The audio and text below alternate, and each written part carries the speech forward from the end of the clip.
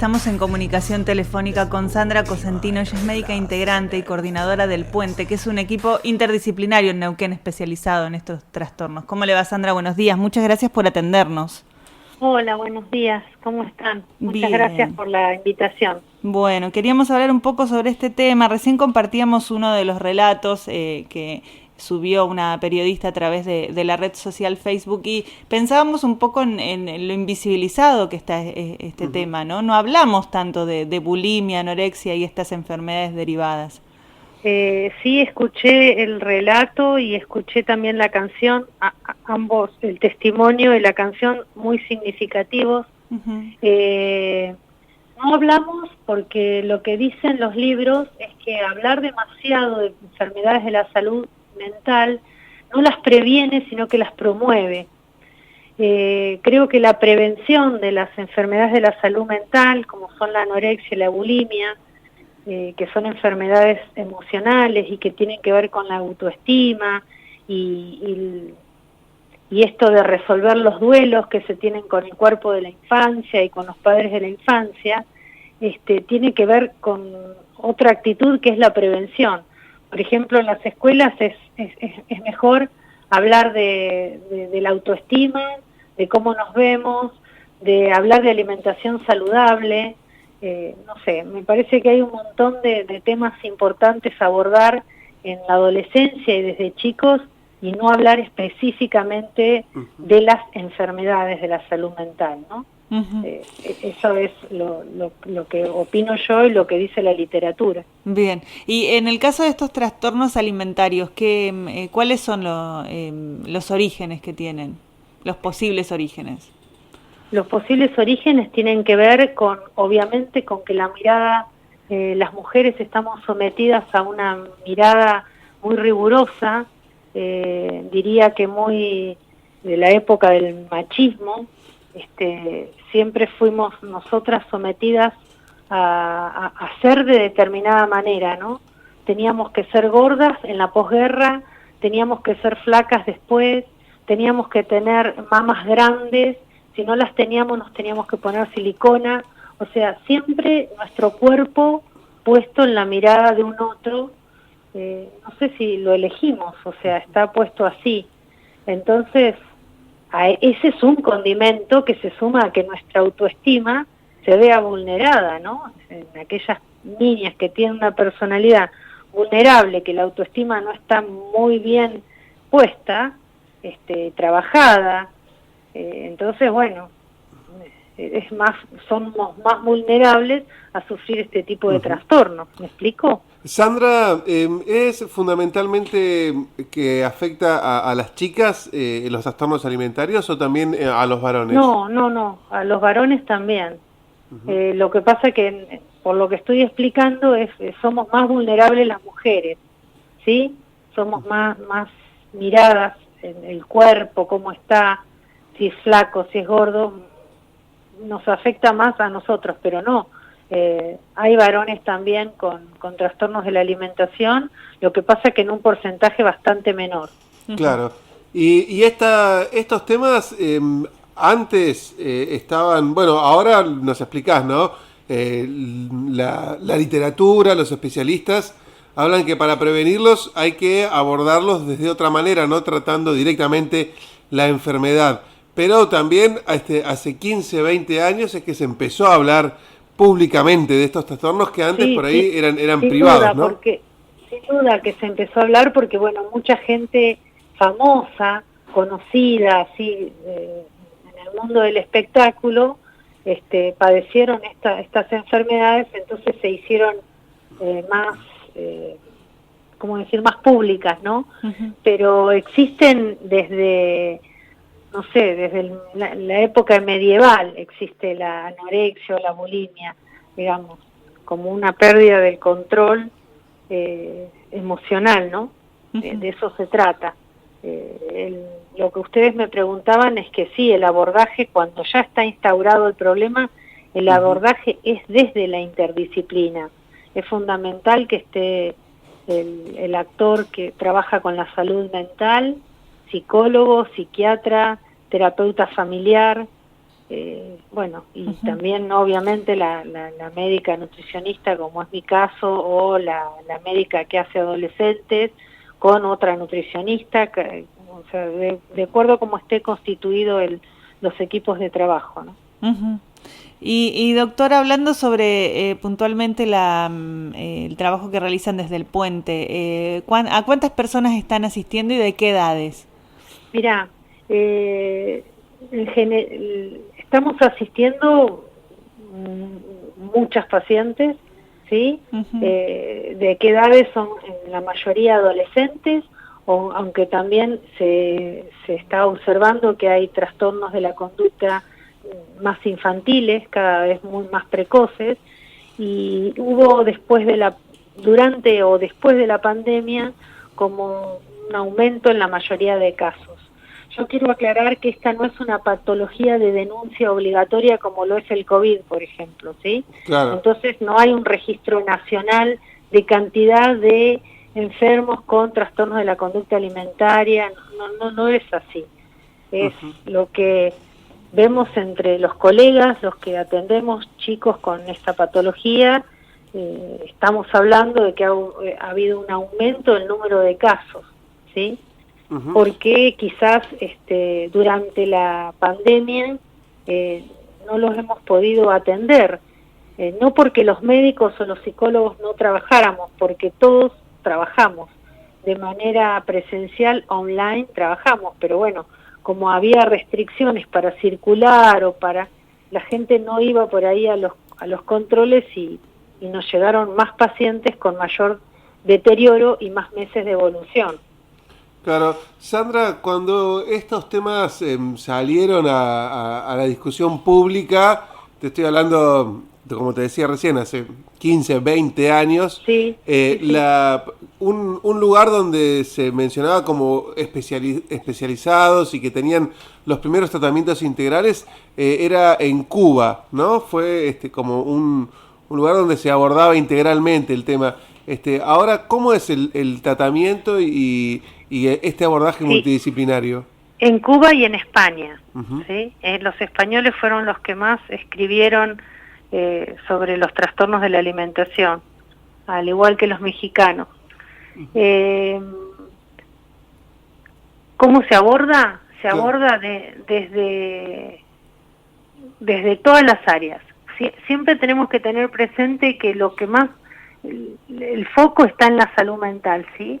Entonces se aboca con la psicóloga, con la psiquiatra si es necesario, con el terapeuta familiar, porque acá hay un miembro de la familia que está enfermo y todos en la familia se ven afectados, vulnerados por esta situación, entonces recomendamos siempre una atención al grupo familiar también, y bueno, obviamente el nutricionista, la nutricionista, que va a hacer el seguimiento de la parte biológica, ¿no? La que pone tan en riesgo la vida como la salud mental.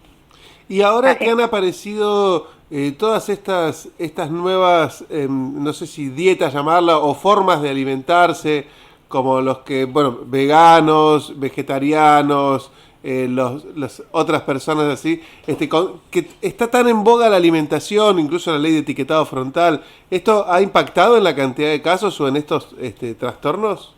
No ha impactado, o sea, el elegir hacer dietas no omnívoras, o sea, sin carne, puede ser vegetariana o vegana,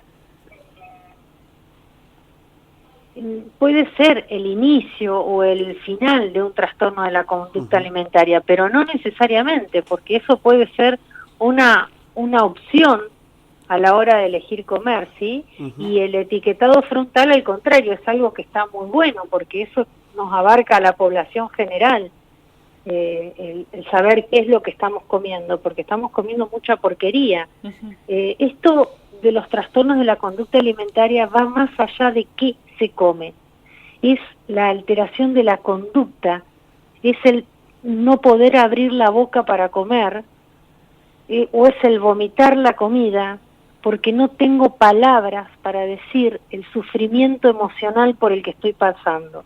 ¿Me explico? Sí, No, sí, sí. no tiene que ver tanto con qué como, sino el modo de vincularme con el alimento. Ujú. Ese modo de Es- vincularse que dio la diferencia recién, es la diferencia entre anorexia y bulimia.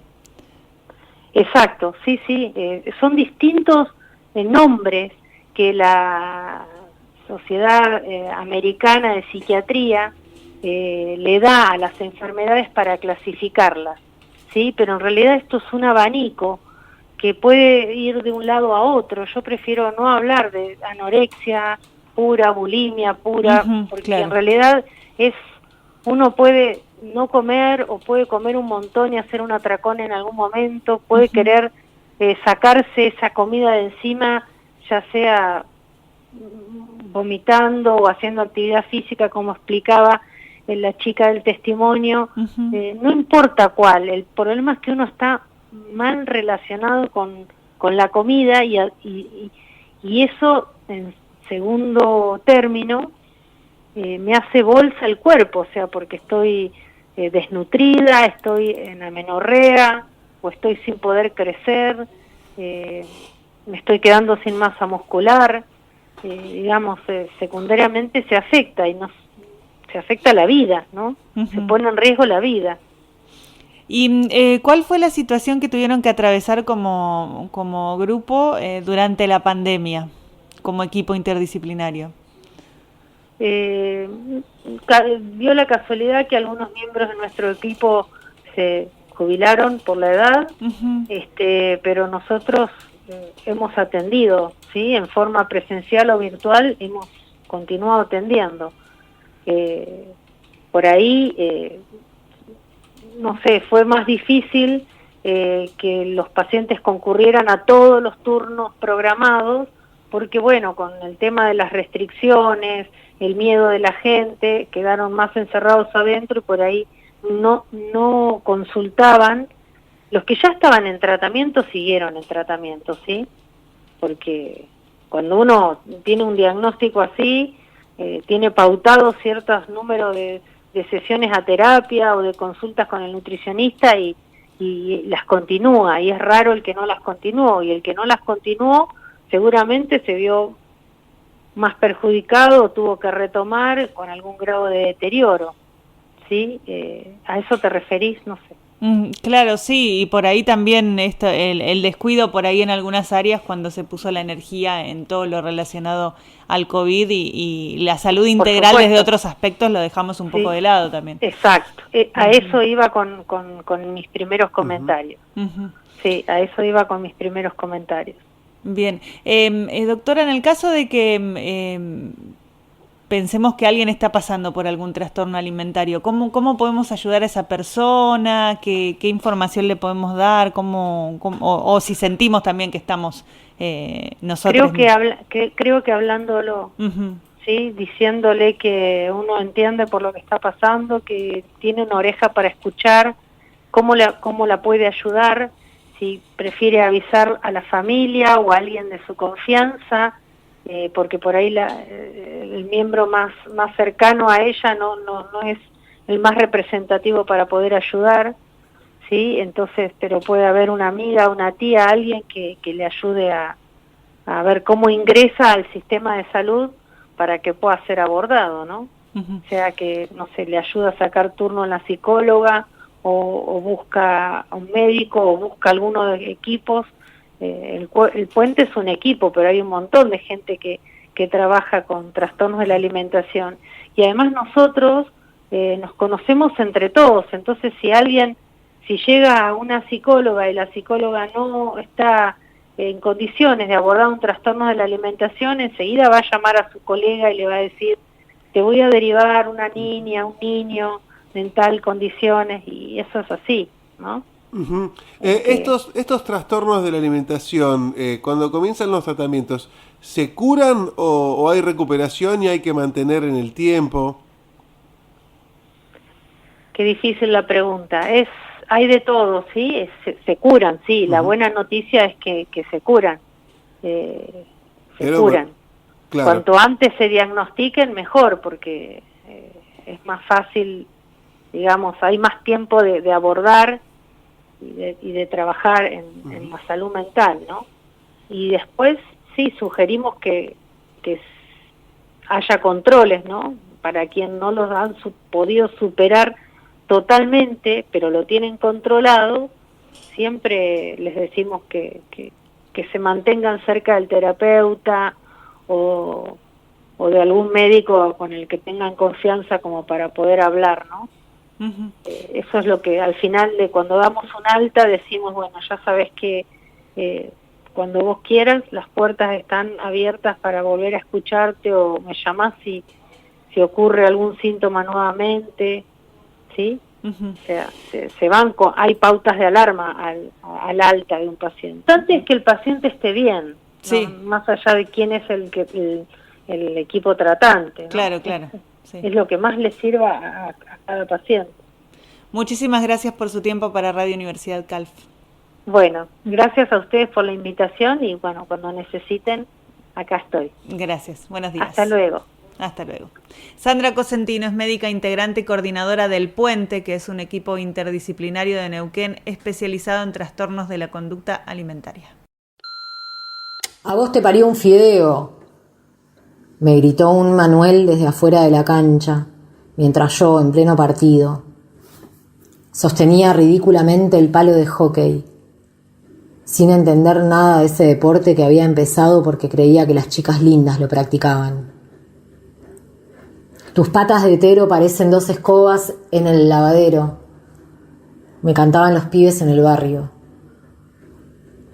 Siempre opinamos sobre los cuerpos ajenos, nos enseñaron a hacerlo, aún en ese entonces cuando todavía estábamos en la primaria. No noté cómo mi cuerpo cambiaba paulatinamente, cómo se agrandaba. Nadie me explicó lo que era la pubertad. Un día le pedí prestada una remera a una amiga y me di cuenta de que no me quedaba como a ella. ¿Qué era ese oleaje de carne en mi abdomen? ¿Por qué sobre el botón del jean cintura baja mi panza caía en cascada, pesada y ancha? Mi cuerpo era un cuerpo que no encajaba. Perfil bulímico, dijo la nutricionista a la que me había mandado la psicóloga. Fue la primera vez que lo escuché.